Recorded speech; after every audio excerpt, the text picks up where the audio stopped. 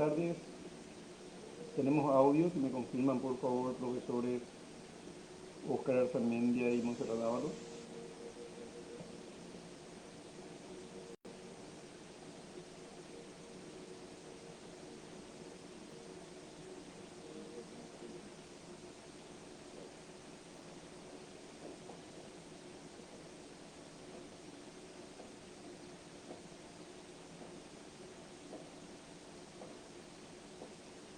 Tenemos audio.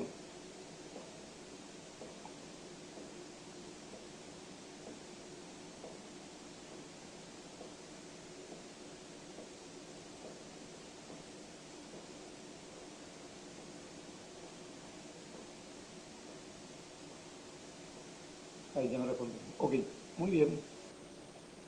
Vamos a arrancar. Está grabando también, pidió confirmación para arrancar la clase.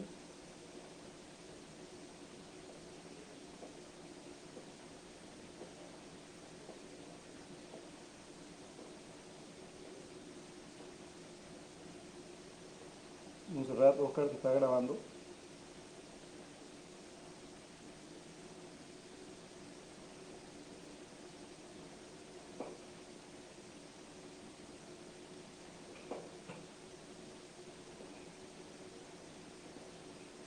Bueno, muy bien.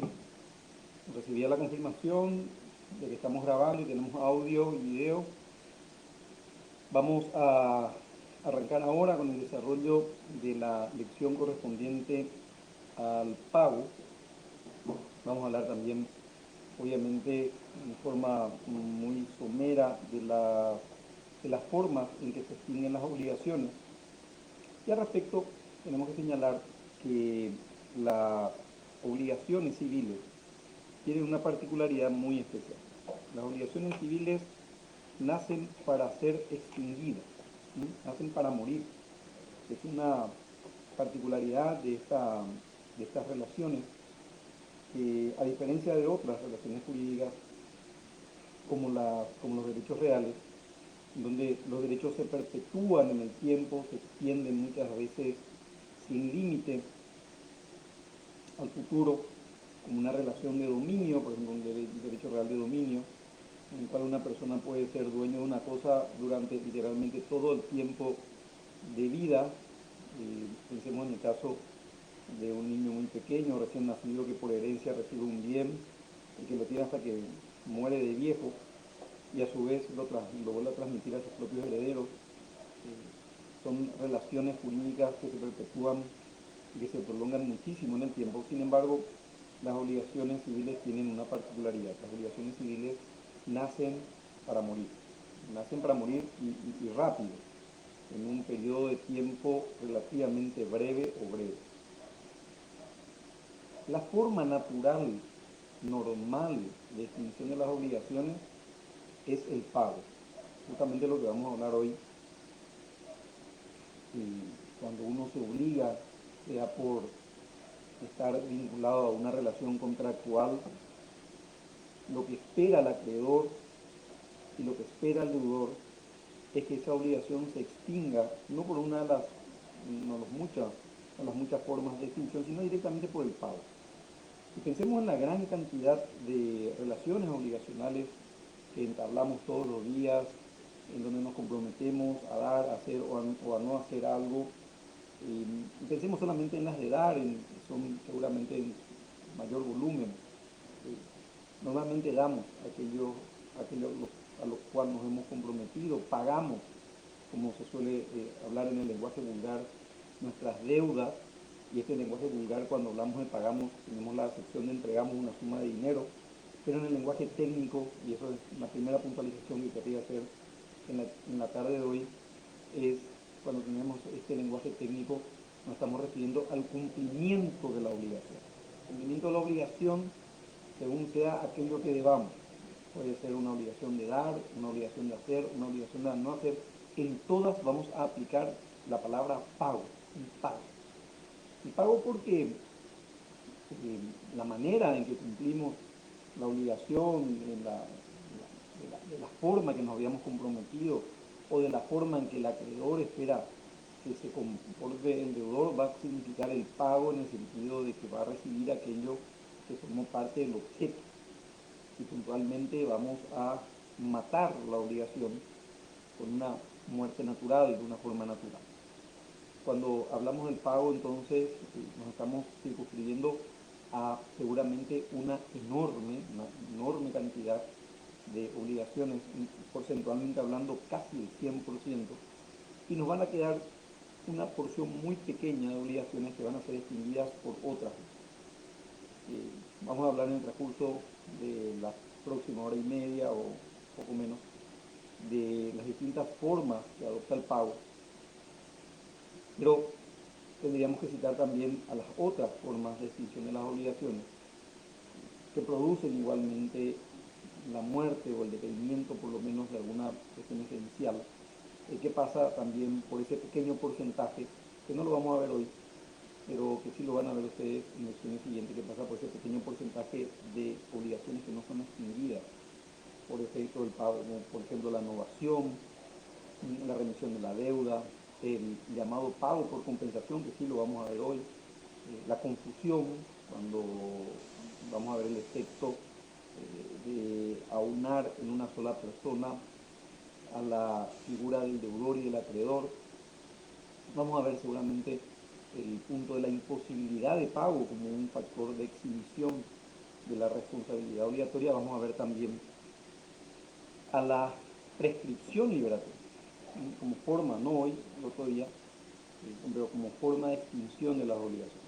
Y en este ámbito podemos decir muy claramente que las obligaciones que nacieron para morir, como decimos al principio, incluso van a morir cuando no se paguen y nadie haga nada para extinguir de otra manera por el transcurso del tiempo. Vamos a estudiar, llegado el momento, los distintos plazos que da la ley a partir del artículo 658, que nos habla de las acciones que no prescriben, y del 659, que nos habla de las acciones más largas, allá hasta por el 666, 667, que nos habla de las prescripciones más breves, más cortas. Pero todas engloban o se dirigen a un tipo de obligación, y hay una norma que cierra todo el sistema que dice, para aquellas acciones que no hayamos previsto un plazo de prescripción, aplicamos el plazo de la prescripción decenal, los 10 años.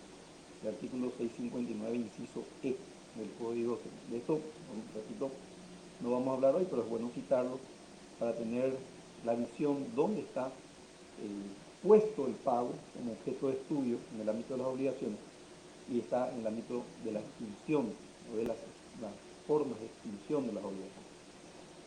Hay también otros modos enumerados en la ley que se refieren también a modos de extinción de las obligaciones, pero que están un poco dispersos, que no forman parte de esta lista que había, de la cual he hablado previamente, la innovación, la remisión de la deuda, la compensación, etcétera, sino son otras formas en que también muere la obligación. Uno, que no lo vamos a ver hoy, pero va a formar parte de nuestra materia de estudio, es el contrato de transacción. Cuando se realiza un verdadero acuerdo, lo van a estudiar ustedes en el artículo 1495 y siguientes, entre las partes, donde ponen fin a una cuestión litigiosa o la previenen. El plazo resolutorio, la condición resolutoria, que ya fue materia de estudio en el ámbito de hechos y actos jurídicos, que tienen efecto, como su nombre lo indica, resolutorio.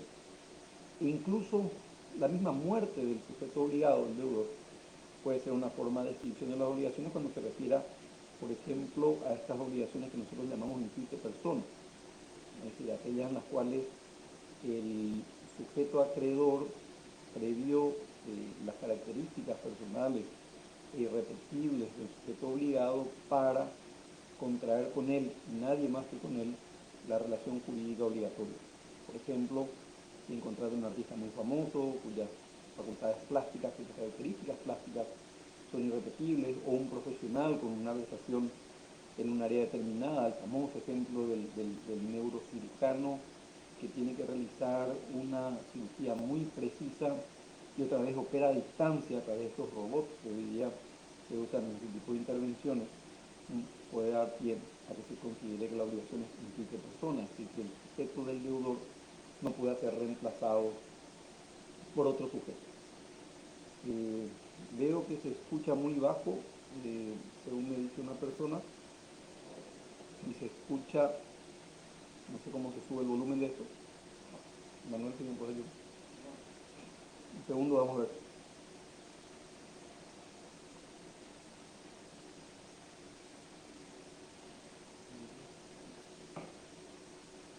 ¿O se tiende a hablar más fuerte? Bueno, Patricia Pereira es más evidente todavía, ese horrible el audio. Bueno, vamos a tratar de mejorar, Patricia, el audio. Y ratifica, feo el audio, me bajó un poco la connotación al audio. A ver ahora, cerramos las ventanas acá, si me pueden indicar cómo va el audio. Héctor, Daniel, si me puede decir si mejoró el audio.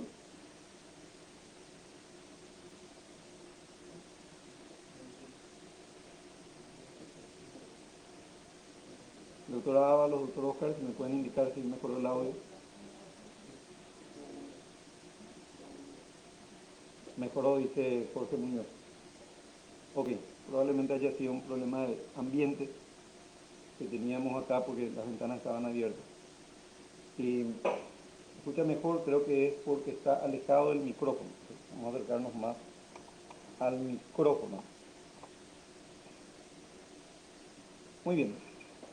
Bueno, de hecho, no empezamos todavía a desarrollar el tema de hoy. Todo lo que estuvimos diciendo no está perfecto, pero se entiende. Gracias, Jorge Cabañas. No entramos todavía en materia de lo que vamos a desarrollar hoy, que es el tema del pago. Todo lo que estuve hablando previamente era básicamente el lugar en donde está indicado el tema de hoy, que es el tema de la muerte natural de las obligaciones a través del cumplimiento de las mismas por el objeto que nosotros llamamos pago de las obligaciones. Y repetir, para los que no escucharon, que cuando hablamos de pago, si bien en el lenguaje común, en el lenguaje usual, se menciona aquello de sacar dinero del bolsillo y entregar, que perfectamente es una forma de pago. Cuando hablamos del pago en obligaciones vamos a estar refiriéndonos a todos los tipos de obligaciones. O sea, hay pago en una obligación de no hacer, hay pago en una obligación de hacer, hay pago, por supuesto, en una obligación de dar. Cuando definimos el pago, la doctrina habla siempre del acto jurídico. Es decir, el pago es un acto jurídico. Es un acto jurídico porque reúne todos los requisitos del acto jurídico, es un hecho humano, es un hecho voluntario, es un hecho lícito, es un hecho que produce consecuencias jurídicas. Entonces la doctrina, en una gran mayoría, esto voy a contar una excepción de la doctrina alemana, nos habla de que el pago es un acto jurídico, por el cual se procede a dar cumplimiento a la prestación que es el objeto de la obligación, sea esta prestación, o sea, esta obligación de dar, de hacer o de no hacer.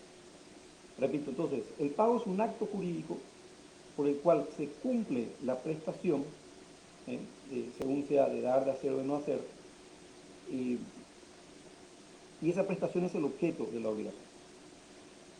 De esta manera, se dice que cuando el deudor cumple o paga en especie, entrega lo que tiene que entregar, hace lo que tiene que hacer, o se abstiene de hacer aquello que se comprometió a no hacer o aquello que se comprometió a tolerar. Recordarán cuando hablábamos de las obligaciones de no hacer, podían hacer de abstención o de tolerancia. Entonces, hablamos del cumplimiento en especie, algunos autores hablan de in natura, el pago es un cumplimiento en especie, in natura, de aquello a lo cual el deudor estaba comprometido, sea una obligación de dar, sea una obligación de hacer, sea una obligación de no hacer. Dentro de los sujetos del pago, acá recordemos que ya no estamos en presencia solamente de la relación obligatoria, donde hablamos de un sujeto activo, que era el acreedor, y de un sujeto pasivo, que era el deudor. Acá estamos hablando de los sujetos que van a producir el pago. Y al respecto, una primera cuestión que me parece muy importante de mencionar. Normalmente, el sujeto que paga es el deudor, pero no necesariamente. Normalmente el sujeto que recibe el pago es el acreedor, pero no necesariamente. Sí, suele pasar eso, que el deudor sea el que paga y el acreedor sea el que recibe, pero hay otros casos, hay casos puntuales, en donde no es el deudor el que paga, sino por ejemplo un representante. Y tampoco es el acreedor el que recibe, sino es un representante. Vamos a ver esto de los sujetos del pago dentro de un momento. Pero antes que nada, decirles que el deudor, a quien le llamamos sujeto pasivo de la relación obligatoria, si es que paga, va a ser el sujeto activo del pago. Y le vamos a llamar solvens. La doctrina lo llama solvens. Acuérdense de la palabra solventar o solvente. De ahí de hecho viene. El solvens es el sujeto activo del acto jurídico del pago que procede a pagar. Hagamos una idea sencilla, rápida, de entregar una suma de dinero. Y el accipient es el sujeto que recibe el pago. Que, repito, normalmente es, pero no necesariamente va a ser el acreedor. Normalmente sí, pero puede haber casos excepcionales. Cuando hablamos de la naturaleza jurídica del pago, yo les había dicho ya en la definición que el pago es un acto jurídico. Un acto jurídico que implica el cumplimiento de aquello que es debido. Esta es una importante cantidad de autores y esta concepción del pago como acto jurídico arrancan ya en la consideración de aquel recordado artículo 944 del Código Civil de Vélez, que nos definía básicamente lo que eran las obligaciones. Cito el 944 porque la mayoría de la doctrina que nosotros revisamos en este punto es argentina, que nos decía ese artículo 944, son actos jurídicos aquellos hechos o actos voluntarios lícitos que tengan por fin inmediato establecer entre las personas relaciones jurídicas que sean de crear, de modificar, de extinguir, de transferir y decía, o de aniquilar derechos, o de aniquilar derechos. En esa parte de aniquilar derechos es que se establecía que, bueno, el pago como hecho humano, voluntario, lícito, es técnicamente un acto jurídico que tiene por finalidad matar un derecho. ¿Cuál? El derecho de crédito. Se discutió también si es un acto jurídico unilateral o es bilateral. Es decir, si era unilateral, se involucra solo la figura del deudor como sujeto que paga. Una parte de la doctrina dijo que es un acto jurídico unilateral porque solamente el deudor realiza el pago. Y otra parte de la doctrina dijo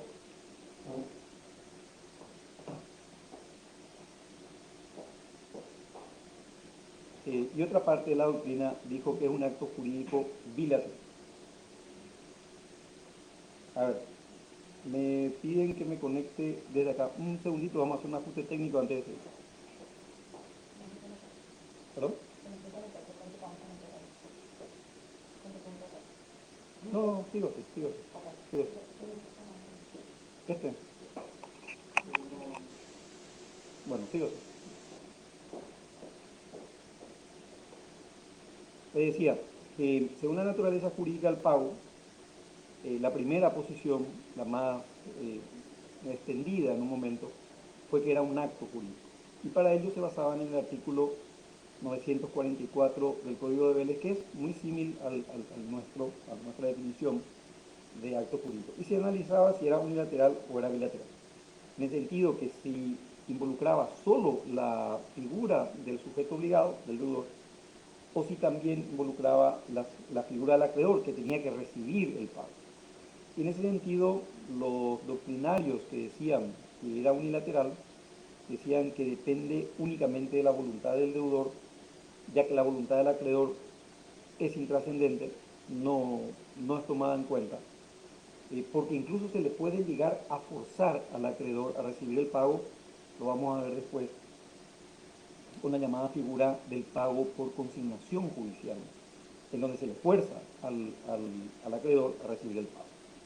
Otra teoría decía que no es un acto jurídico, sino que es un hecho jurídico. Acá viene lo que les había anticipado la doctrina alemana, que había mencionado el pago es un hecho jurídico porque podía ser llevado a cabo por una persona privada de discernimiento en forma válida.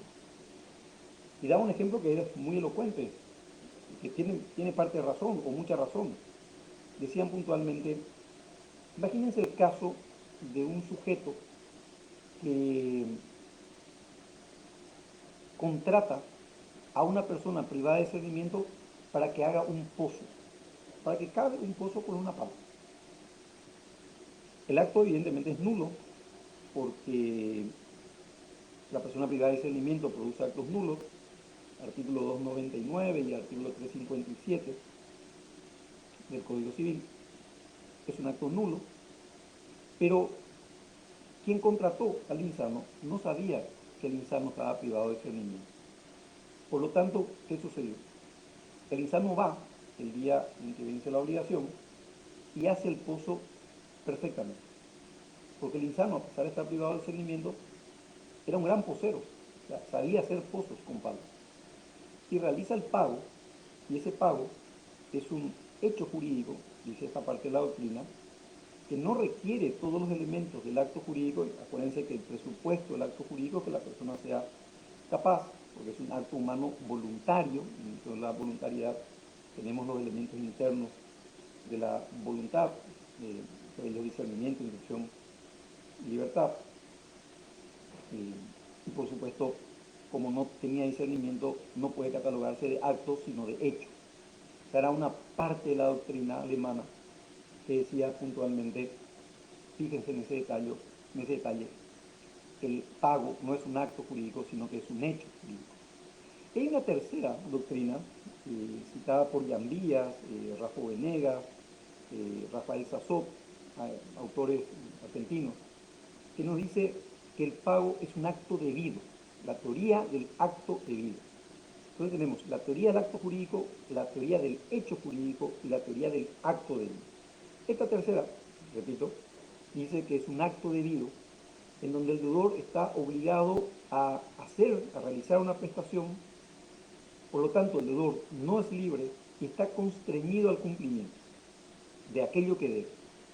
Se criticó esta teoría del acto debido diciendo básicamente que el mismo sigue siendo un acto jurídico, pues participa de todos los elementos del acto jurídico, es un hecho humano, voluntario, ilícito, que produce consecuencias jurídicas, y por ello se sostuvo en parte de la doctrina que no explica suficientemente por qué habrá de considerarse el pago con una naturaleza diferente a la del acto jurídico.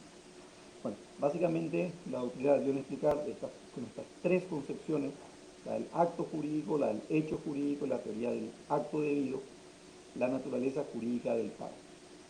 Pasando ya a los elementos del pago, tenemos que señalar básicamente que la doctrina ha rescatado cuatro elementos del pago. En primer lugar, una obligación válida.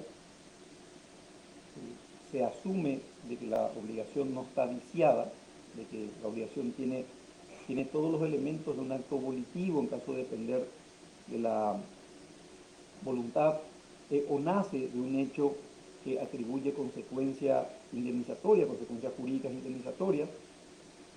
Tiene validez, no es inválida la obligación, el primer elemento. El segundo elemento nos habla de los sujetos del pago, el accipiens, quien recibe, el solvens, quien paga, ya lo había hablado hace un rato, el sujeto activo del pago, que es normalmente el sujeto pasivo de la obligación, que le llamamos deudor en la obligación, le llamamos solvens en el hecho del pago. El sujeto pasivo del hecho del pago, normalmente es el sujeto activo de la obligación, le llamamos accipiens al sujeto que recibe, que normalmente es el acreedor. Y entre estos sujetos se realiza este acto jurídico, o si ustedes prefieren el hecho jurídico o el acto debido, de acuerdo a la naturaleza jurídica que sustenten en sus respectivos convencimientos. El tercer elemento, un elemento psicológico muy importante, es el elemento del animus solvendi, el ánimo de pagar. Y acá hay una cuestión que hay que tener muy en cuenta. Muchas veces se toma este elemento psicológico como algo superfluo, algo rápido. Realmente es un tema bastante complicado, bastante complejo. Porque la entrega de algo debido tiene que ser hecho para extinguir una obligación, no con otro ánimo, no con otra intención. Porque si se entrega otra cosa, perdón, si se entrega una cosa con otra intención, no tiene el ánimo solvente, no será materia de extinción parcial o total esa obligación. El ejemplo que se trae frecuentemente es el del sujeto que debe y al momento de deber, no estar obligado, en un momento dado viene y entrega algo al sujeto acreedor de la misma naturaleza de lo debido, pero como un regalo, como una donación. Pasa el tiempo, llega el momento del vencimiento de la obligación y el sujeto obligado le dice al sujeto acreedor, yo ya te pagué una parte con aquello que te regalé. Y el sujeto acreedor le dice, no, aquello que me regalaste era un regalo, no había animus solvendi, no había animus solvendi en el momento que me regalaste. El animus era donandi, había ánimo de donar, intención de donar, no intención de pagar. Si había animus solvendi, me tendrías que haber avisado para que yo reciba eso en pago de lo que me debía, porque en ese momento yo no estaba interesado en recibir esa prestación. Ese tema del animus solvendi, repito, es una cuestión menor, pero muchas veces se da pie a unas discusiones muy importantes que incluso se judicializaron y lo que se entregó anteriormente con otro ánimo implica o no un pago y categóricamente no implica un pago. Entonces tenemos la existencia de una obligación válida, los sujetos del pago, el ánimo solvendi y el cuarto es el objeto o prestación, el objeto de la obligación o prestación. Entonces, cuando nos referimos al objeto de la prestación, nos vamos a considerar a qué estaba obligado el sujeto de deuda.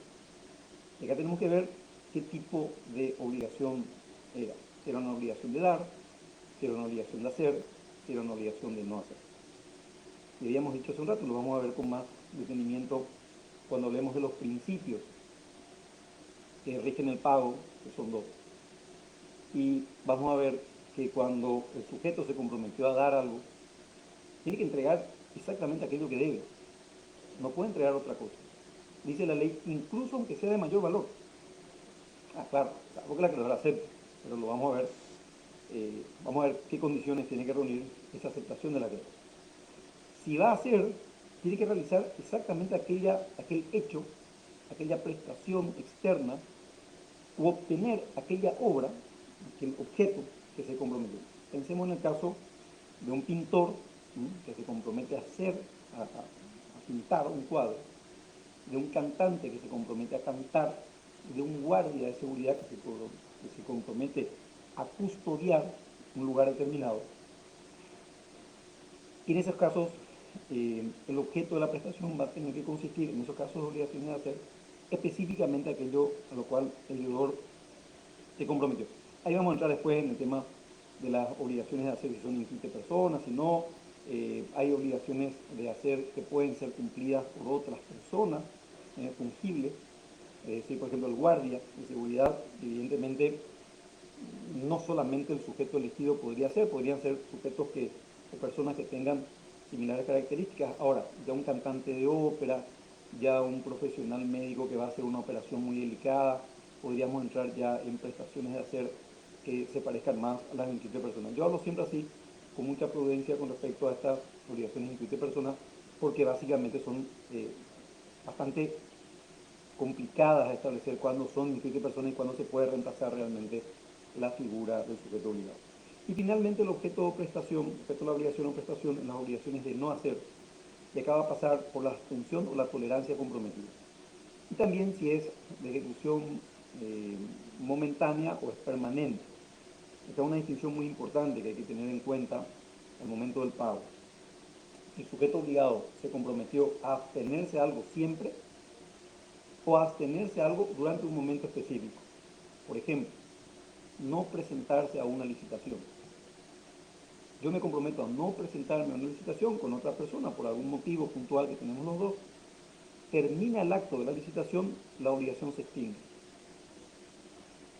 Pues yo me comprometo a no obstruir el paso a un inmueble desde una vía pública, la famosa servidumbre de paso.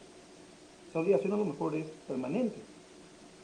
Entonces, no lo vamos a hablar ahora, solo para que lo tengan en cuenta. Las obligaciones de no hacer, la abstención o la tolerancia son formas distintas de cumplimiento, y dentro de estas obligaciones de no hacer se toma muy en cuenta la obligación de no hacer cuando es permanente y cuando es temporal. Tomen en cuenta ese tema. Ya había hablado de los sujetos del pago. Vamos a hablar un poco del accipient, de la persona que recibe el pago, normalmente el acreedor. Y en primer lugar, tenemos que decir que esto está regulado en el artículo 551. Permítanme un momento. Tengo acá el código.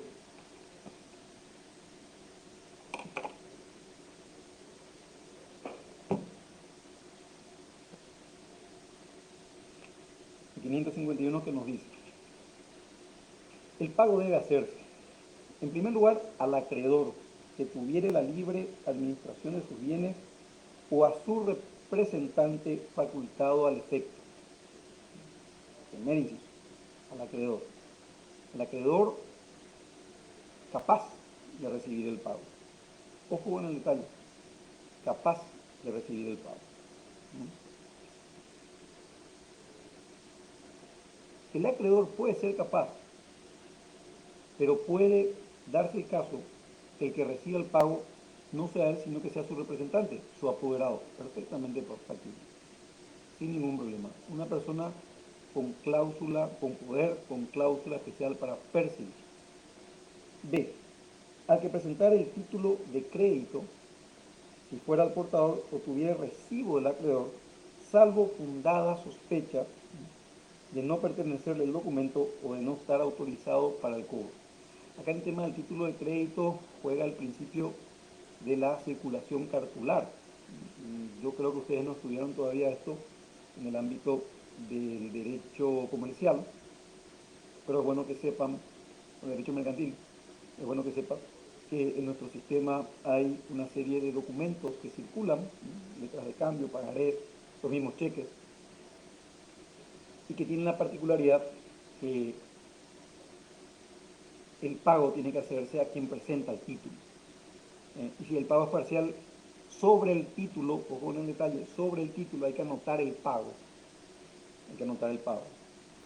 Porque si eso circula, la persona que recibe el documento, si no tiene anotado el título, en el título el pago, puede exigir el derecho que emana del título en su totalidad. Esto es particularmente complejo, particularmente difícil en estas situaciones siempre muy recurrentes de personas, por ejemplo, que firmaron pagarés y que iban pagando contra recibos. No se asentaba en el título el pago y después resulta ser que ese título se comercializó, se cedió a favor de un nuevo acreedor, y el nuevo acreedor desconoce los pagos hechos anteriormente y genera unos problemas, no solamente al deudor, lo voy a decir con todas las letras, unos problemas sociales gigantescos, de los cuales tuvimos casos acá en los tribunales.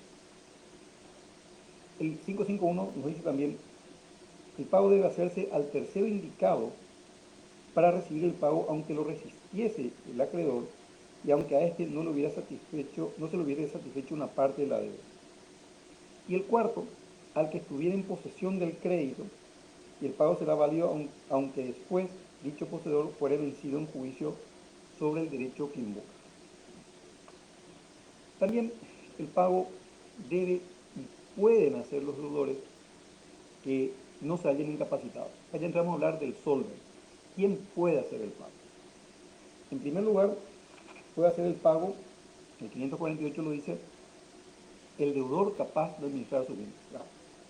El principal interesado en pagar una deuda es el deudor, va a liberar, pero tiene que tener poder de administración de sus bienes. De hecho, una parte de la doctrina, cuando discuten en la capacidad de pagar y la capacidad de cobrar, parte de la doctrina dice que la capacidad de cobrar, es la capacidad de pagar es la capacidad plena, ¿no? Porque implica un acto no solo de administración, como dice el inciso A del artículo 548, sino de disposición. Uno dispone de parte de su patrimonio para pagar una cuenta, por lo tanto, se requiere que el sujeto obligado sea apto para disponer, para vender, para donar. Ese es el nivel de capacidad que se exige. El inciso B del mismo artículo nos dice: toda persona interesada en el cumplimiento de la obligación. Y el inciso C, el tercero no interesado, con asentimiento del deudor o sin él. Esto con asentimiento del deudor o sin él significa el tercero no interesado, punto. Y acá vamos a hablar de este tema del tercero con interés y el tercero sin interés. El tercero que paga la deuda. El tercero que paga la deuda. El tercero con interés y el tercero sin interés. Nos dice el 548. Toda persona interesada. ¿Quién es un tercero con interés en la deuda? El tercero con interés en la deuda es aquel tercero extraño en la relación obligatoria que si no se paga, a él le va a pasar algo. Y uno podría decir, ¿cómo le va a pasar algo? Por aquel principio del res inter alios acta, de eh, la exclusividad de efectos entre las partes. Hay casos. Hay casos en donde el tercero tiene un interés en que la deuda se pague porque si no se paga, a él le va a pasar. El primer ejemplo. Ustedes habrán estudiado ya en derechos reales el caso del tercer constituyente o del tercer adquirente de una hipoteca. El tercer constituyente o el tercer adquirente de una hipoteca. En estos casos, el tercer constituyente, el tercer adquirente, el tercero que da su inmueble en garantía, él no es deudor, él simplemente da un inmueble suyo en garantía de una obligación. La pregunta es, ¿está interesado en que se pague la deuda o no? Por supuesto que está interesado, va a perder el inmueble. ¿Pero es su deuda? No, no es su deuda. Es una deuda ajena que él garantizó. O fíjense, va un señor y compra un inmueble que está hipotecado. Le compra a un deudor hipotecario un inmueble que él hipotecó a un tercero, a su acreedor. El que compró, ¿está interesado en pagar la deuda? Por supuesto que está interesado. ¿Por qué? Porque si no se paga la deuda, el acreedor va a rematar el inmueble aunque esté en cabeza de ese tercer adquirente. Entonces, en estos casos, los terceros tienen interés en que se pague la deuda. ¿Y quién es el tercero sin interés que menciona el artículo 548, inciso C? El tercero sin interés es aquel que no le va a pasar nada si no se paga la deuda, pero que igual quiere pagar. Y uno diría, ¿quién es tan bueno de hacer esto? Hay mucha gente. Por ejemplo, los padres de una persona que hizo malos negocios, y los padres son solventes, hay veces que van y pagan obligaciones de sus hijos porque no quieren que sean demandados. Por ejemplo, alguien que quiere subrogarse en los derechos del acreedor para después ser él el que ejecute la obligación. Tuvimos casos acá en tribunales de personas que venían y nos decían, yo no lo conozco a este señor, a que me está demandando. Él, como se dice en términos vulgares, él compró la obligación al acreedor. Él compró la obligación. ¿Cómo que compró? Fue y pagó, le pagó al acreedor y se subrogó en sus derechos. Y termina demandando él mismo al sujeto obligado. ¿Es un tercero sin interés? Es un tercero sin interés. Y en ese caso, el tercero sin interés también puede pagar la obligación. ¿Quién más puede pagar la obligación? Nos dice las disposiciones generales que el pago puede ser hecho por un representante del deudor. En las obligaciones de dar y de no hacer es más entendible, ¿no? En las de hacer podríamos tropezar con el hecho de las obligaciones intuite persona, pero en ciertas obligaciones de hacer, donde no sean precisamente intuite persona, podría considerarse que un apoderado o que un representante pague por el sujeto obligado. Pero en las obligaciones de dar y en las de no hacer, el pago puede ser hecho por un representante sin problema. ¿Qué nos dice la ley con respecto a eso? Al hecho del pago. Fíjense por favor el 884, artículo 884, inciso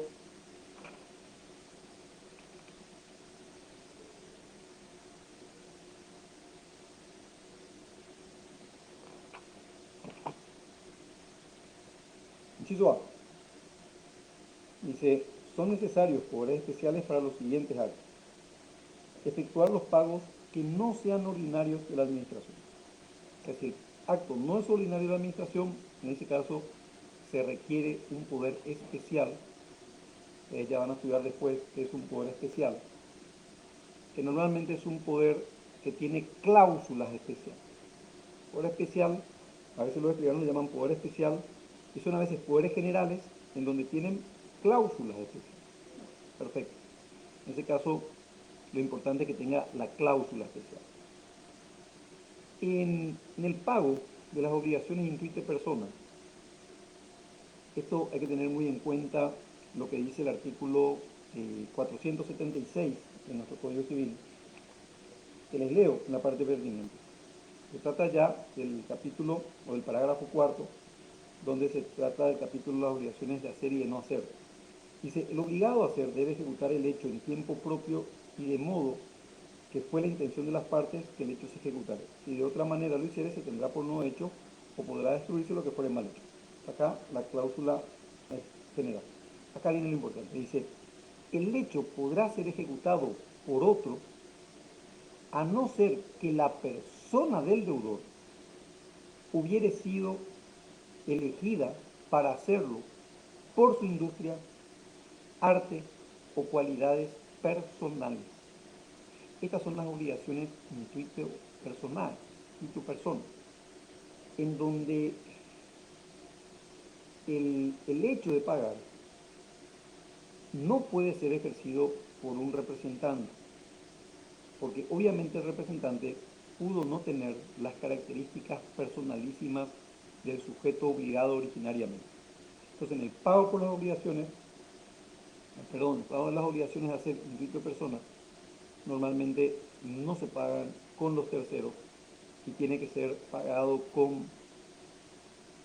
por el personalmente obligado. Por eso habíamos hablado al principio de la charla hoy que la muerte del deudor podría ser una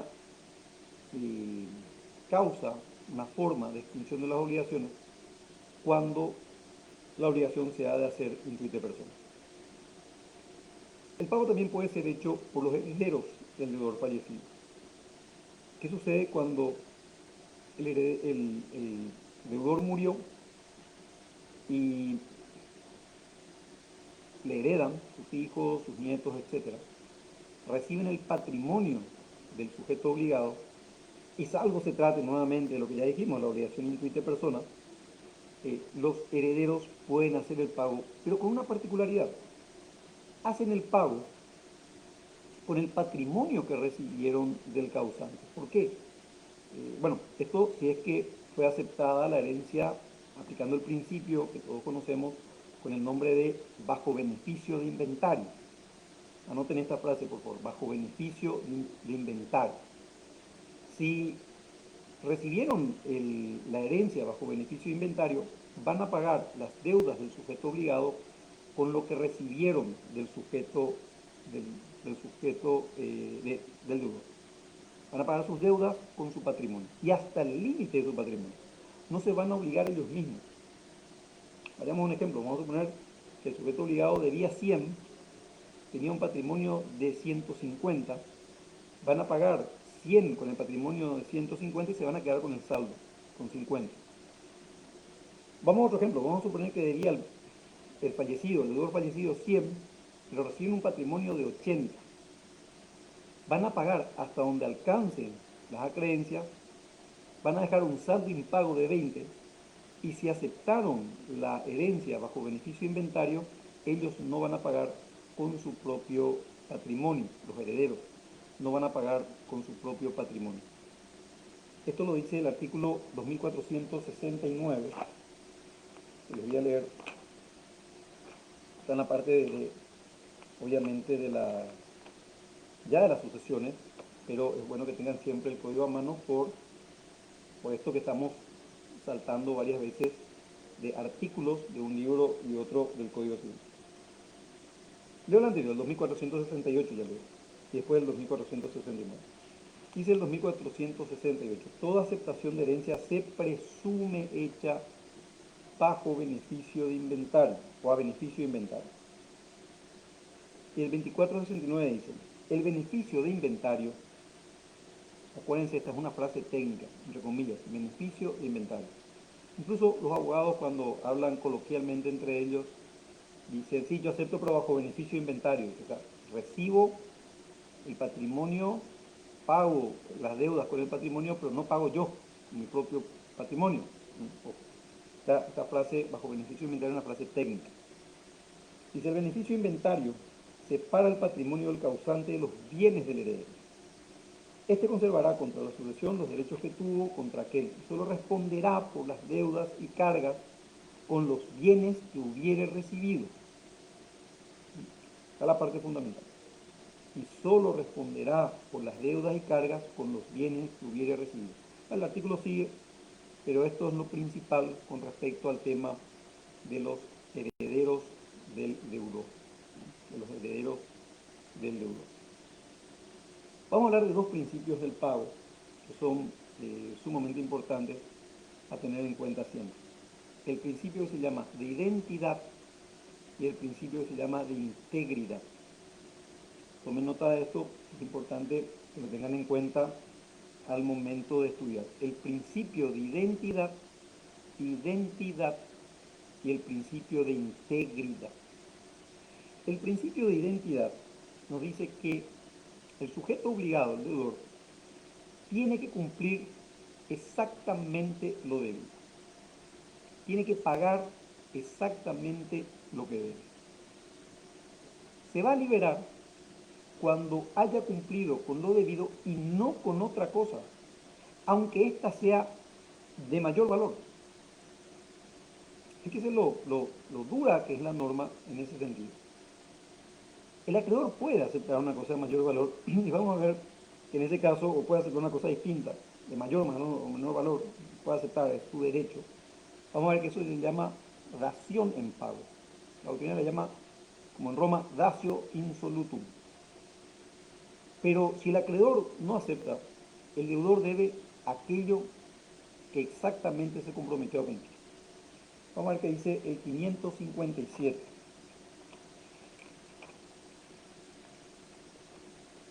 Objeto del pago.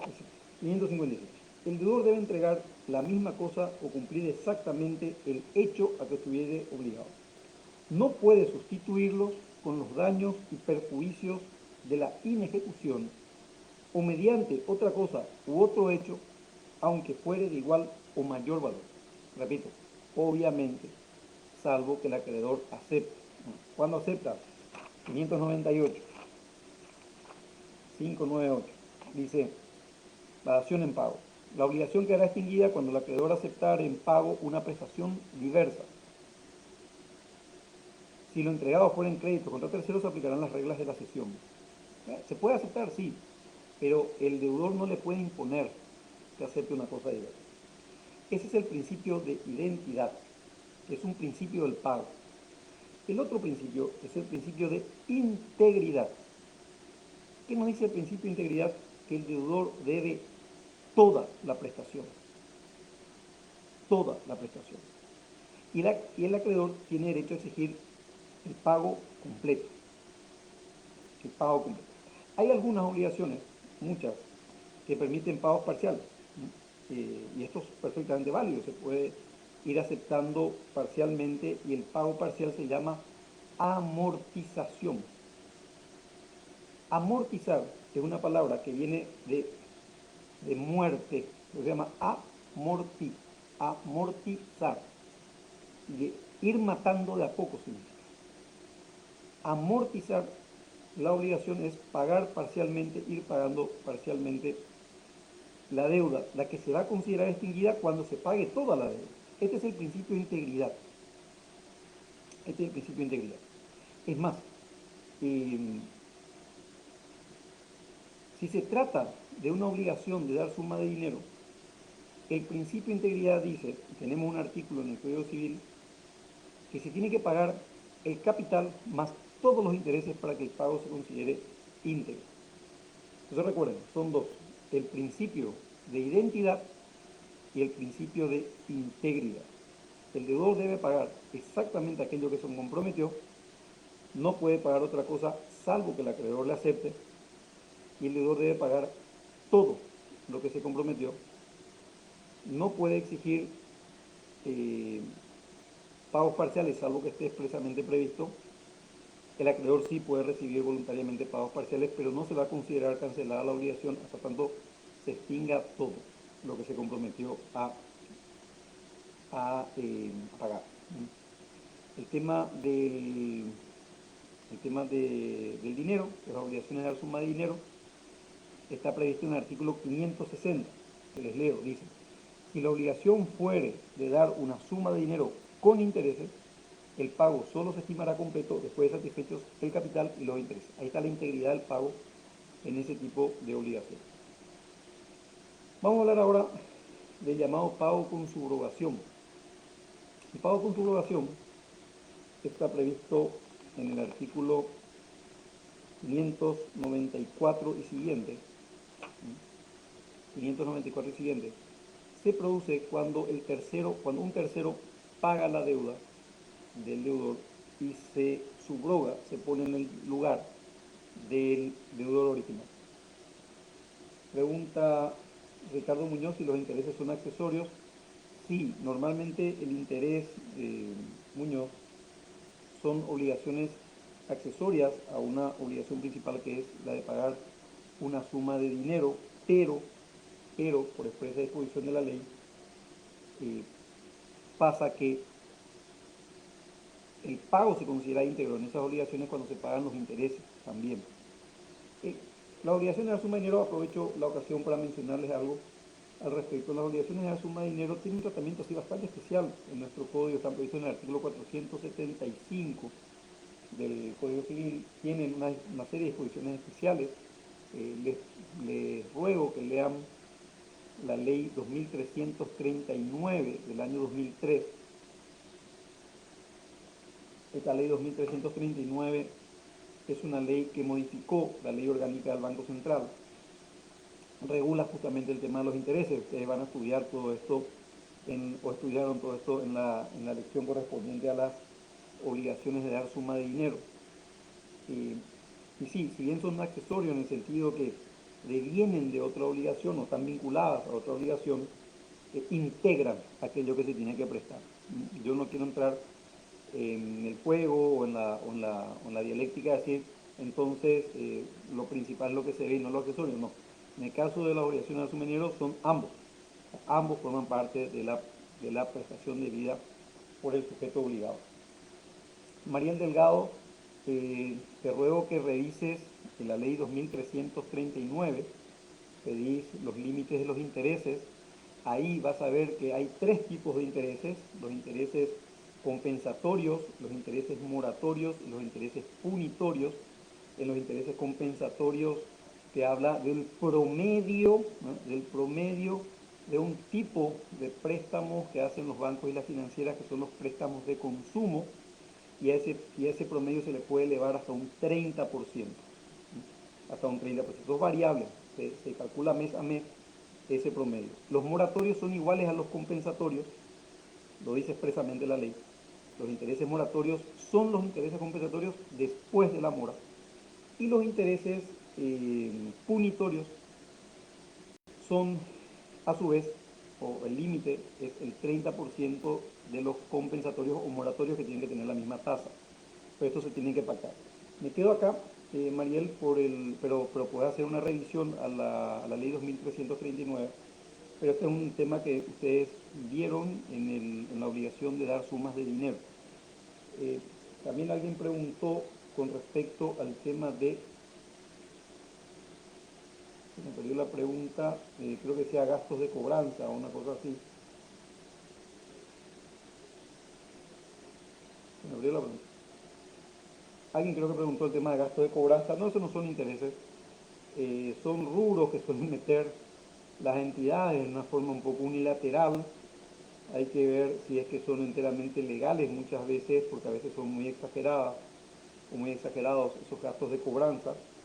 Por ejemplo, algunas administradoras de tarjeta de crédito te llaman y te avisan que tu tarjeta de crédito venció ese día o venció el día anterior, y si pagas ese día no te van a cobrar un costo que ellos unilateralmente fijaron en 20.000 guaraníes más IVA, una llamada telefónica. Entonces habría que ver si es que eh, entran dentro de aquello que se permite, y les sugiero a las personas que están, porque parece que hay varias personas que están haciendo preguntas sobre gastos de cobranza, que revisen la ley de protección al consumidor. Eh, no es de las mejores de la región. A mí me gusta más, me parece más completa la ley argentina, la 24.240, si no recuerdo mal. La ley paraguaya es un poco más débil en cuanto a protecciones, pero está bastante bien, tiene algunas cuestiones bastante interesantes. Entonces les sugiero que vean ese tema con respecto al tema de gastos de cobranza, si entran o no dentro de alguna prohibición, especialmente de la ley de defensa al consumo. Les decía, volviendo a lo que estábamos hablando, el pago con subrogación, la persona se subroga, el tercero que paga se subroga en, en la posición del acreedor. Y esto lo dice muy claramente el 596, que les voy a leer. Dice, la primera parte, por un artículo bastante largo, dice, la subrogación legal o convencional, que ayer nos anticipa que hay de dos clases, pero realmente hay, bueno, después vamos a hacer un comentario al respecto. La subrogación legal o convencional, dice, traspasa al nuevo acreedor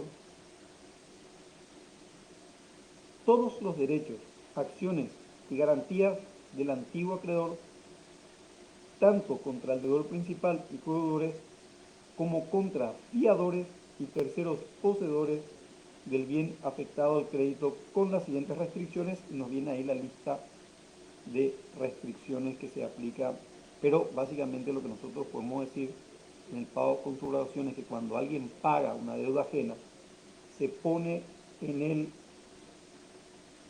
el lugar del acreedor.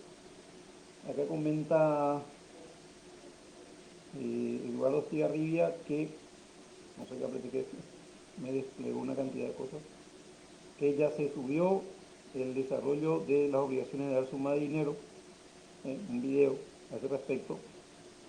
Entonces le sugiero a las personas que estaban, evidentemente no vieron todavía el video, le sugiero a las personas que estaban con alguna duda con respecto a las obligaciones de dar suma de dinero, especialmente el tema de los intereses, que revisen ese material.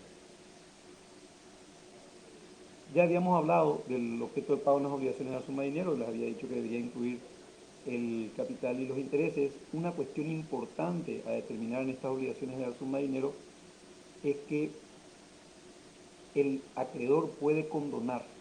En realidad el acreedor puede condonar en todas las obligaciones, es decir, puede hacer lo que se llama una remisión total o parcial o por ciertos rubros.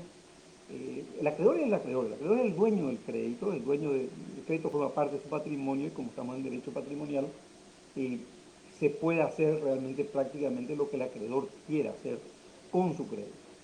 Hay algunos créditos especiales, muy especiales, pero vinculados más bien a disposiciones legales, como el tema de los alimentos y como el tema de los derechos laborales, que tienen un régimen especialísimo.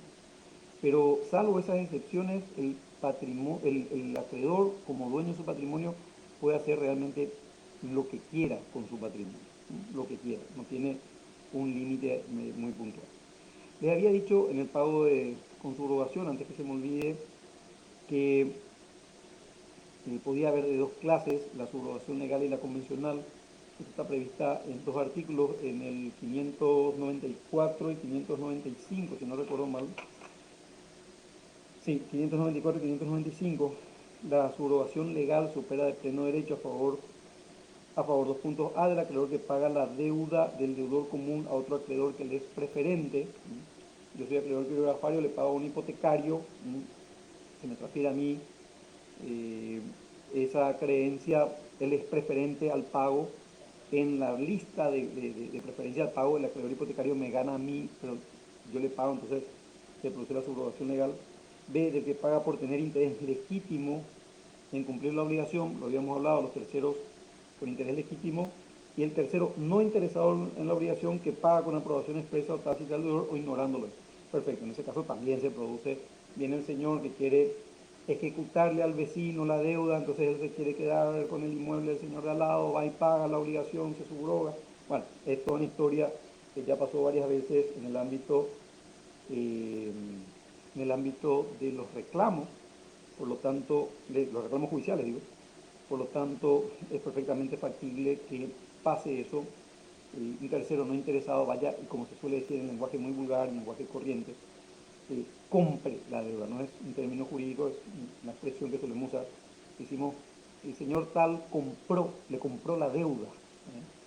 Incluso en alguna novela que alguna vez pasaban por televisión, el malo de la novela compra la deuda del papá de la chica y le exige que se case, pero la chica está enamorada de otro, y bueno, es una historia que se teje en torno a algo que nosotros tenemos regulado como la subrogación legal, o sea, una figura que es enteramente jurídica.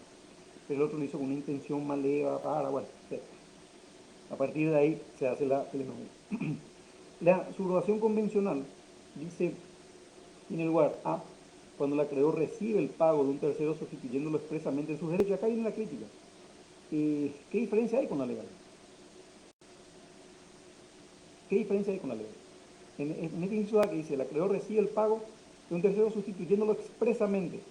Acá hay un defecto de nuestro sistema, este es el comentario que les dije que quería hacer cuando lleguemos a este punto, porque si ustedes ven el inciso B y el inciso C del artículo 594, habla de la subrogación legal que se produce a favor del que paga por el solo hecho del pago. Pero sin embargo el 595, inciso A, nos dice cuando el acreedor recibe el pago y lo sustituye.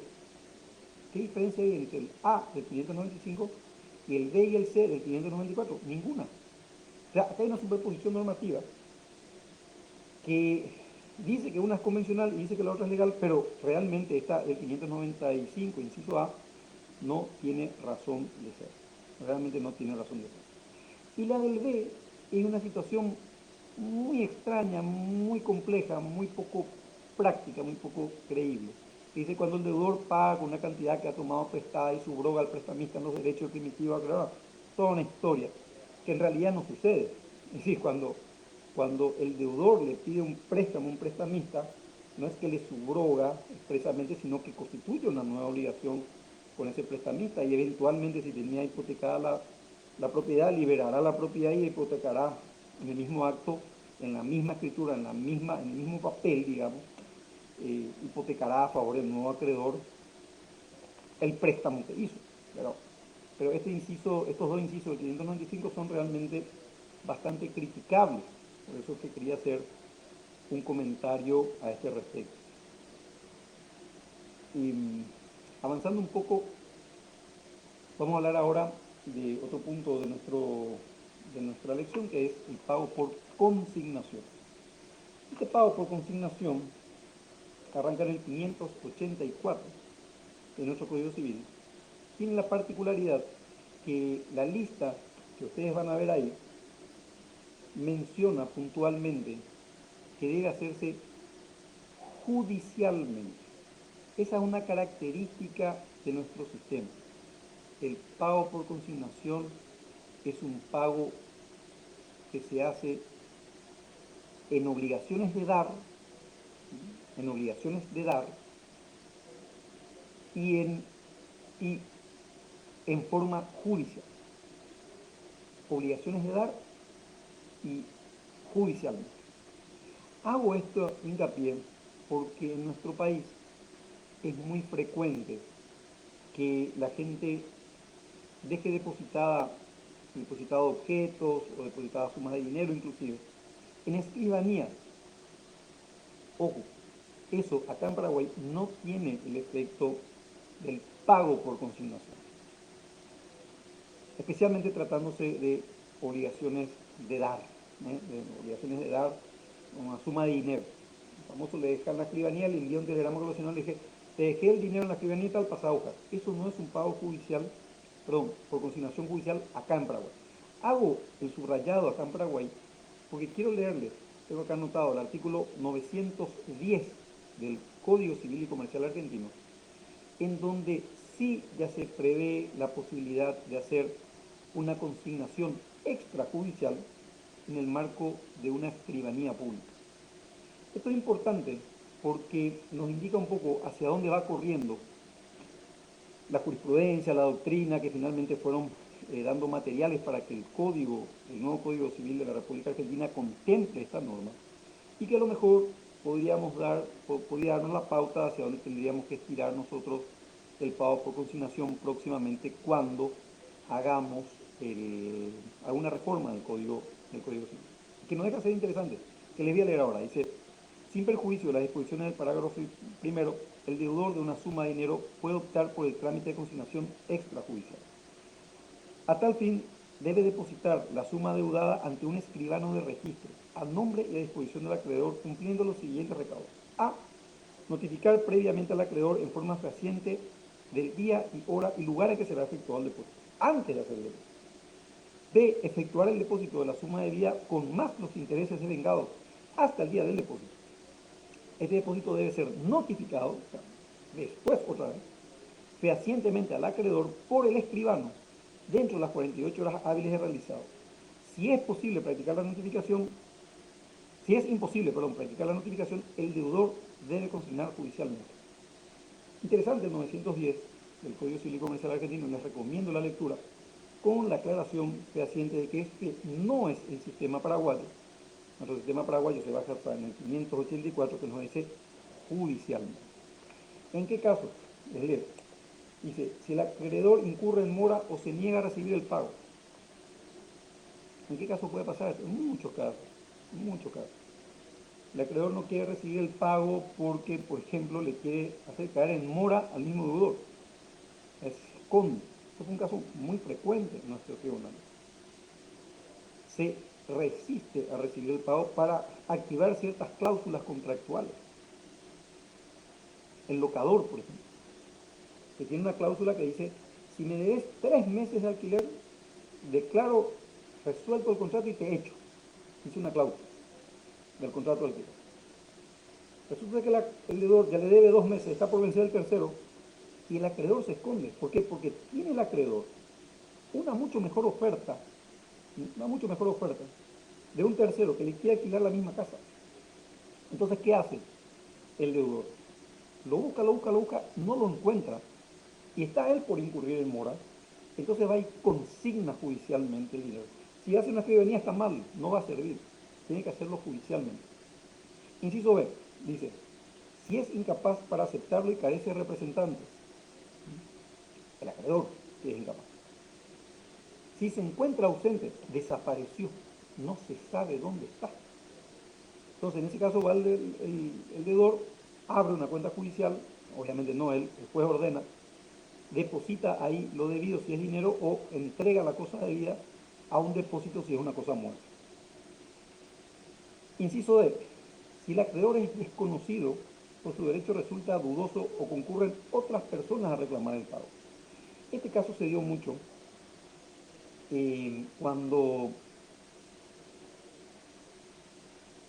cuando Yacyretá, la entidad binacional Yacyretá, inundó una parte importante del departamento de Itapúa para construir la represa. Y resultó ser que había propiedades superpuestas, ¿no?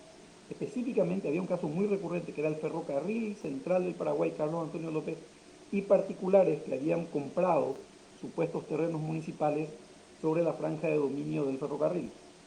Imagínense, todo el ferrocarril que iba de Asunción a Encarnación, hubo muchísimos trechos de Itapúa que fueron inundados, y resulta ser que la EBI, la entidad binacional de Yacyretá, tenía que pagar al que era dueño de esa propiedad, pero no sabía quién era el dueño porque tenía 2 dueños, 2 títulos. Aparecía un señor con su título que le había dado la municipalidad y aparecía el Ferrocarril Central Carlos Antonio López diciendo, no, es mío. ¿Qué sucede en ese caso? Se aplica esto. Si es desconocido o su derecho resulta dudoso o concurren otras personas a reclamar el pago, entonces el acreedor no se quiere meter en problemas, consigna judicialmente, le demanda a los dos y le dice, acá tienen el dinero, arréglense ustedes. Inciso B. Si la deuda ha sido embargada o retenida en poder del deudor y es que quisiera exonerar.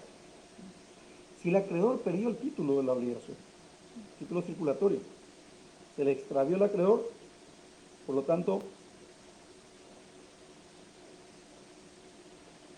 tanto, le consignan judicialmente aquello que es de él.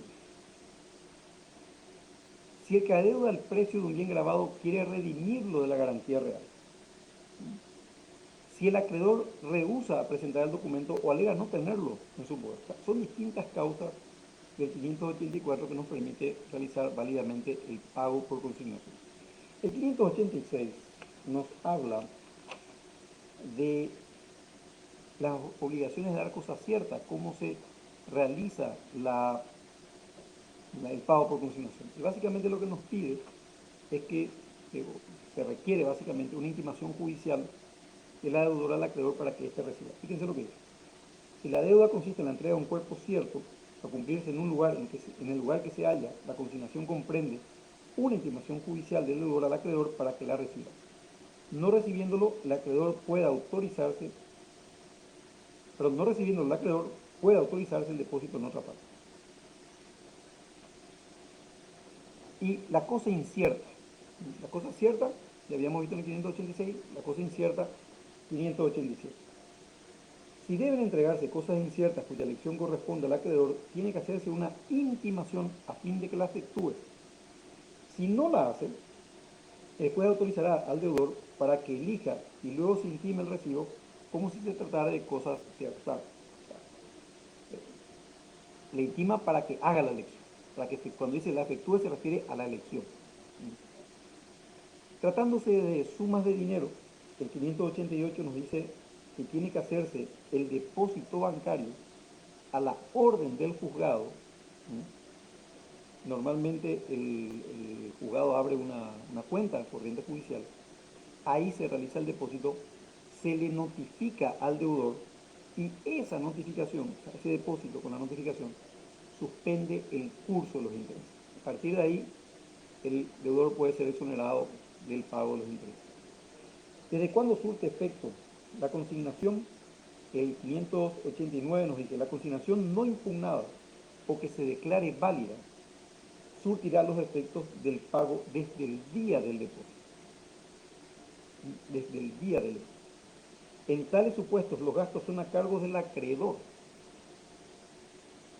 ¿Por qué dicen tales supuestos son a cargo del acreedor? Cuando no se impugna o cuando el juez declara válida, el acreedor es el que carga, porque el principio de los gastos es el inverso.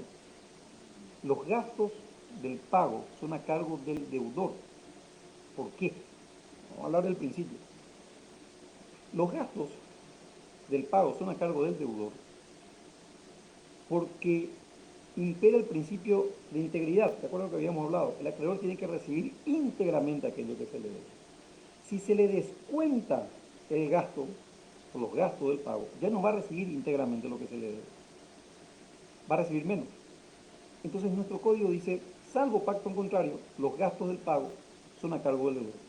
Pero en la consignación hay una excepción. En la consignación son a cargo del acreedor cuando no se impugnó la consignación o cuando el juez declara válida la consignación. El acreedor se resistió a recibir, se depositó judicialmente la cosa, el juez admite en una sentencia como válido el pago, consecuentemente son a cargo del acreedor los gastos de ese pago. Voy a hablarles ahora de la dación en pago, siguiendo lo que ya les había mencionado hace un rato. El artículo 598 nos habla de la prerrogativa del acreedor de aceptar una prestación distinta.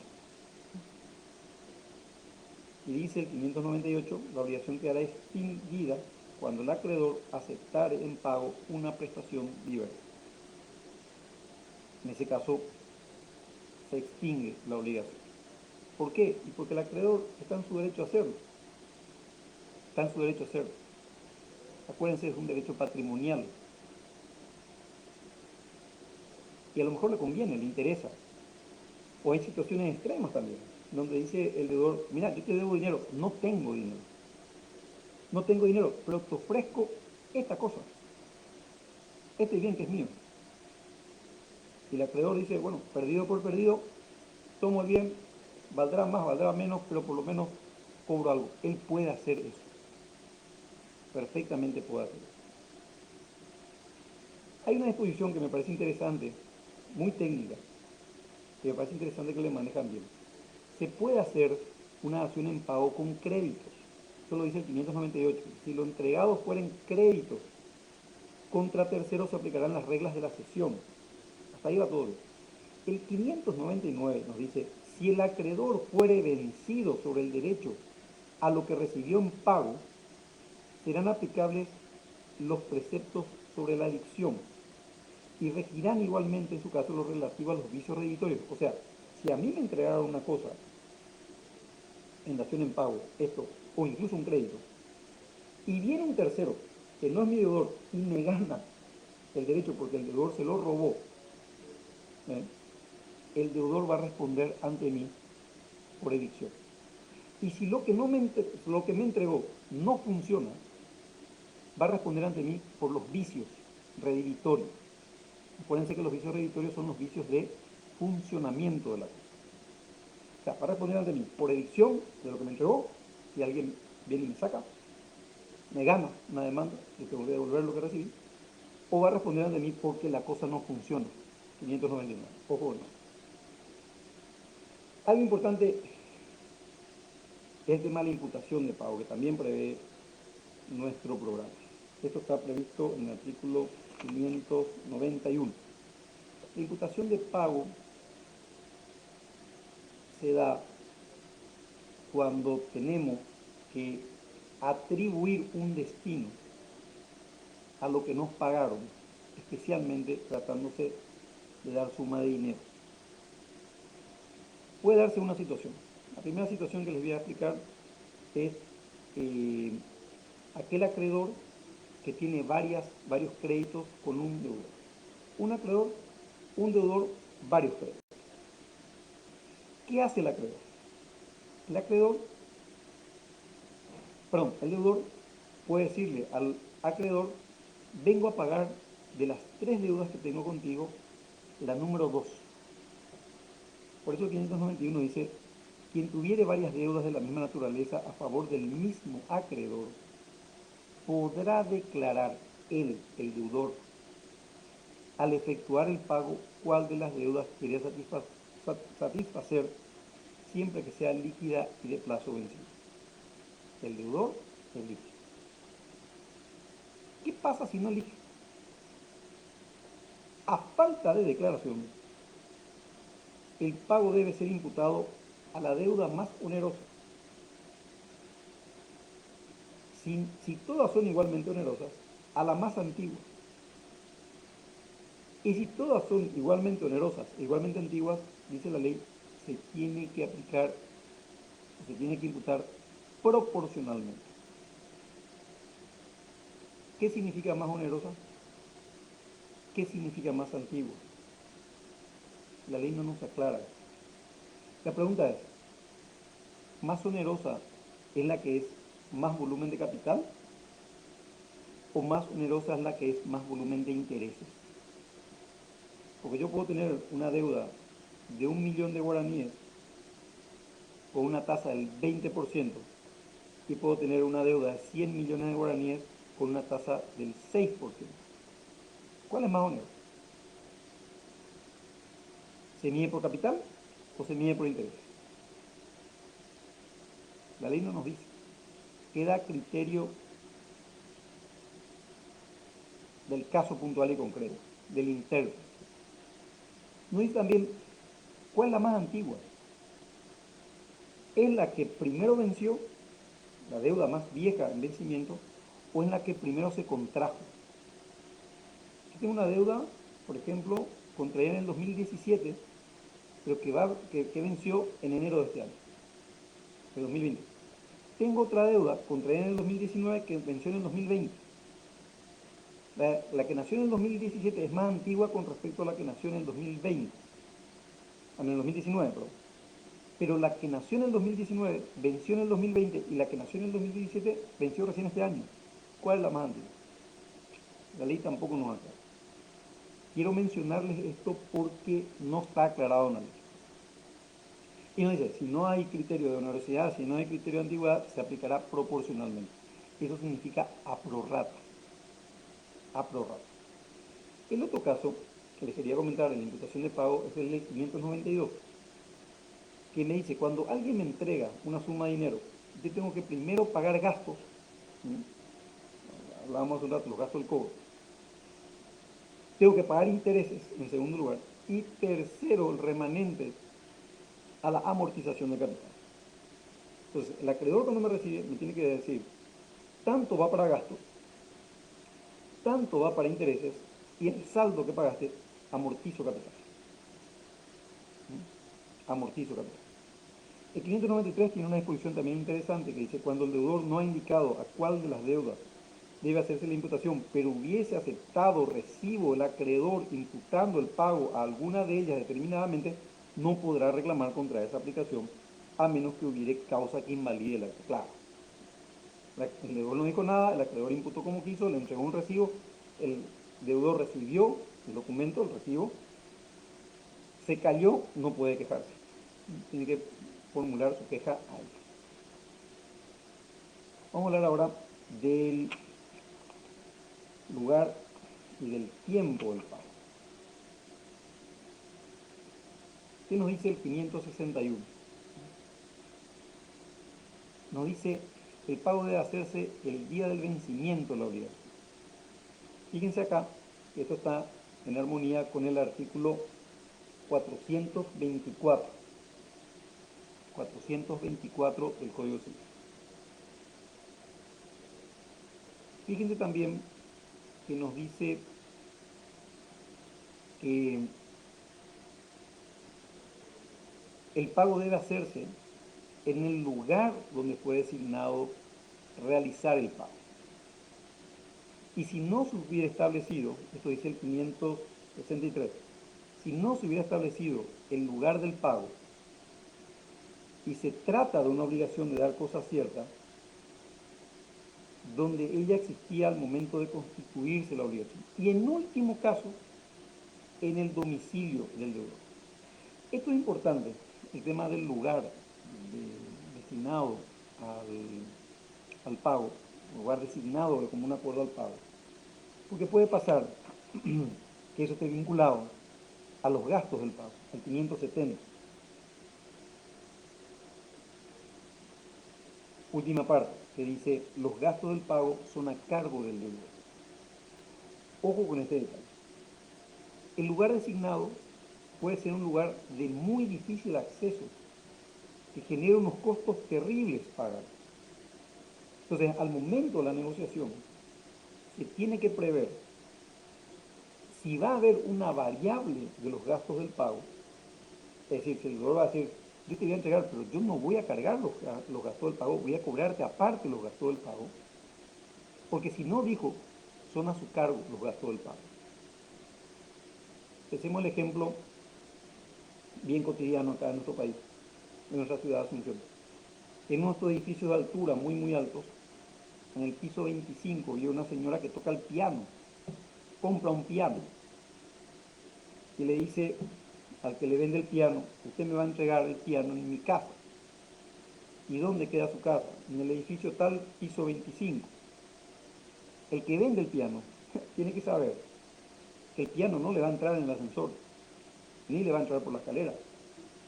Va a tener que subirlo con una grúa que va a tener que instalar en la terraza del edificio y va a tener que alzarlo de planta baja. Y va a tener que hacer todos esos cálculos a los efectos de establecer los costos que le va a llevar y si le conviene vender el piano en esas condiciones. Por eso le decía, tanto el tema del tiempo de pago es relativamente fácil de establecer, el lugar del pago también y los gastos del pago también. El problema es cuando juntamos todo y decimos, los gastos del pago son a cargo del deudor. ¿Qué pasa si son tan altos que al deudor ya no le conviene siquiera pagar? Esta es una cuestión a tenerle muy en cuenta. Dos últimos puntos para ir cerrando la charla ahora. El llamado pago por cesión de bienes a los acreedores, que está previsto en el artículo 575 del Código Civil, y el llamado pago por compensación, que está previsto en el artículo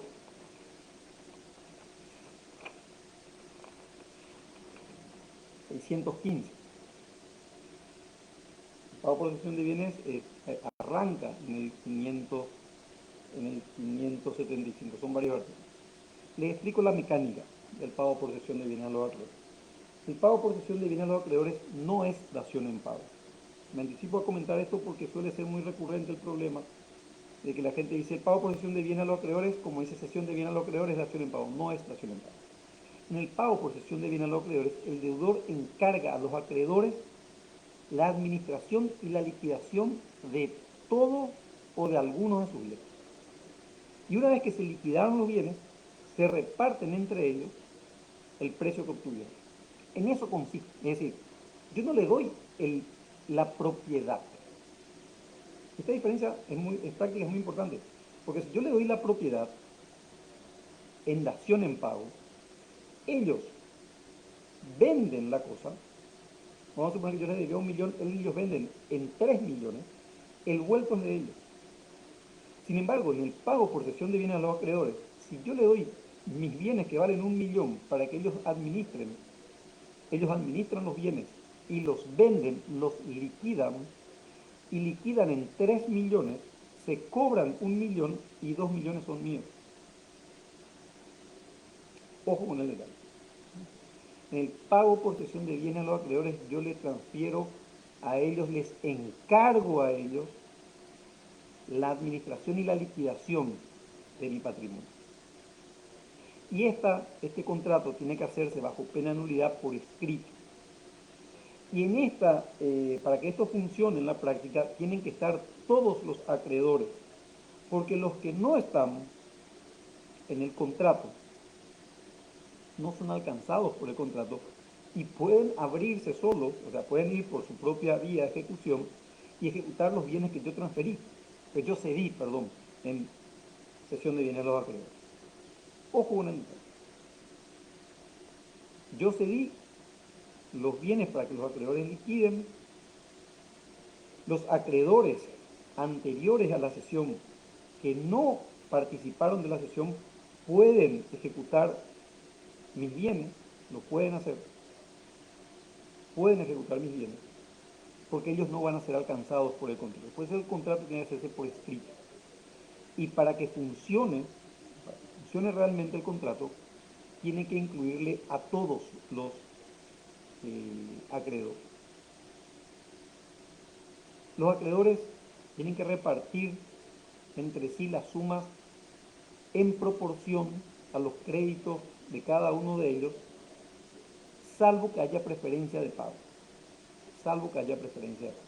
Eso en el caso que la suma no alcance. En el primer ejemplo que di, yo le transferí un patrimonio, mi deuda era de 1.000.000, ellos vendieron en 3 millones, ahí no va a haber problema porque el saldo me corresponde a mí, eso lo dice el código. Pero vamos a suponer que yo le di un patrimonio, alcanzaba 1.000.000 la deuda, ellos vendieron en 750.000. No alcanza para todos.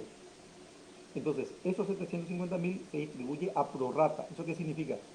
Que mi acreedor que tenga el 15% de mi deuda total va a llevar el 15% de 750.000. El que tenga el 20 va a llevar el 20. El que tenga el 31 va a llevar el 31%. A prorrata, proporcionalmente. Estas son las líneas generales de la cesión, del pago por cesión de bienes a los acreedores. El tema importante es que el deudor nunca deja de ser el dueño del patrimonio. Él puede verificar la gestión que están haciendo sus acreedores, puede ir a revisar qué están haciendo. puede obtener de ellos una rendición de cuentas al final de la liquidación o al final de cada año, si es que duró más de un año. Si se nombró un liquidador, que es muy común que esto suceda, el liquidador también le tiene que rendir cuentas al deudor, porque el deudor, repito, sigue siendo el dueño del patrimonio, hablando malito. Ya para ir terminando, voy a hablar ahora del pago por compensación. El pago por compensación está previsto en los artículos 615 y siguientes. Es toda una sección del código. Y acá les voy a leer el 615 para entender bien la idea. Pero les voy a explicar antes, con un ejemplo. A le debe a B 80, B le debe a A 100. De lo mismo. Vamos al ejemplo más sencillo. Dinero.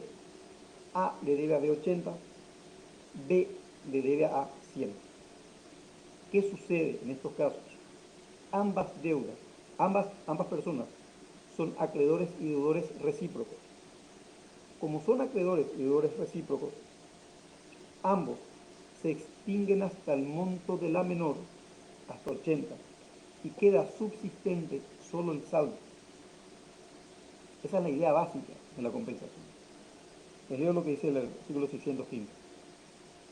Dice, la compensación de las obligaciones tiene lugar cuando dos personas reúnen por derecho propio y recíprocamente la calidad de deudor y de acreedor de una suma de dinero o de otras prestaciones de la misma especie. Normalmente es dinero, pero la ley amplía a otras prestaciones siempre y cuando sean de la misma especie. No solamente género, especie. Siempre que ambas deudas sean civilmente subsistentes, que las dos coexistan, significa eso, líquidas, exigibles,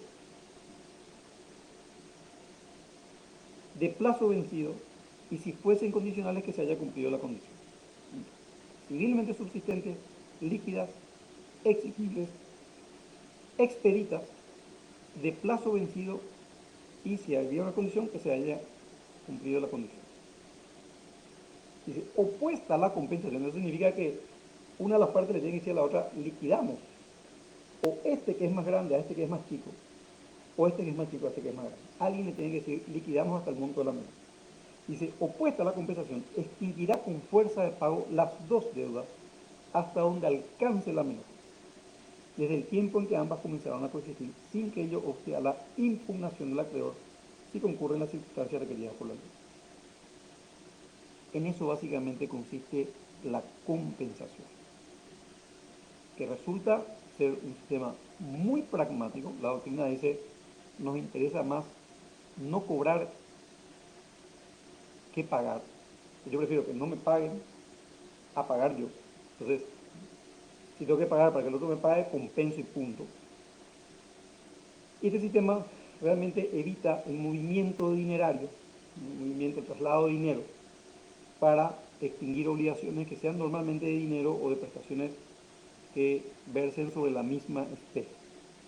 Muy bien, con esto quiero dar por terminada la clase de hoy. Creo que nos pasamos un poquito del tiempo, no estoy seguro cómo viene la mano con respecto al tiempo, pero básicamente desarrollamos lo atinente al pago. Muy bien, con esto quedo atento a la próxima convocatoria. Tengo entendido que vamos a desarrollar juntos también la lección de los daños, en la parte de fuentes de las obligaciones. Y con esto doy por finalizada la clase del día de la fecha. Un cordial saludo a todos.